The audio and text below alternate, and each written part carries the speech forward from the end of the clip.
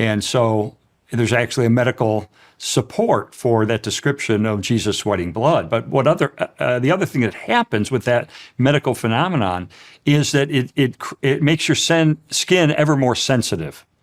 And so Jesus was set up for an incredibly painful next step, which was being flogged by the Roman soldiers.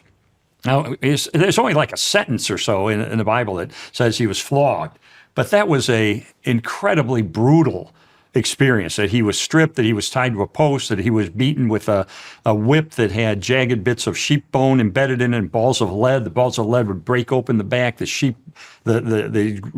jagged sheep bone would cut the flesh. There's a eyewitness to a Roman flogging who described it this way. He said, "The sufferer's veins were laid bare, and the very muscles and tendons and bowels of the victim were laid open to exposure." So this was a horrific beating. Yeah, torture. It was a horrific beating that he endured. And it put him in what's called hypovolemic shock, which is shock from a great loss of blood. And you can see evidence of that in the fact he couldn't carry the crossbeam of the cross very far. And also he had great thirst and so forth. So here he is already in critical condition before he's even crucified.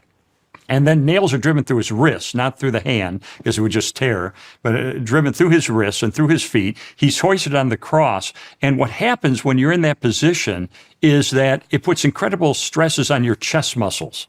So you can't breathe. And so you're hanging on that cross. You're having trouble breathing. You can take air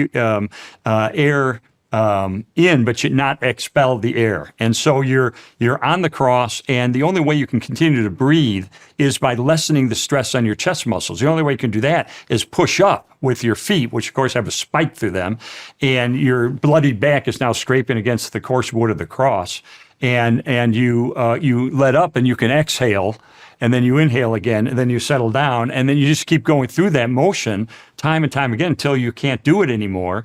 And your acidic qualities are building up in your blood. Your heart rate is now getting irregular, and you actually end up dying of asphyxiation. Ultimately, can't breathe. That causes your heart to fail. And what's interesting as well is that this would cause fluid to collect around your heart and around your lungs.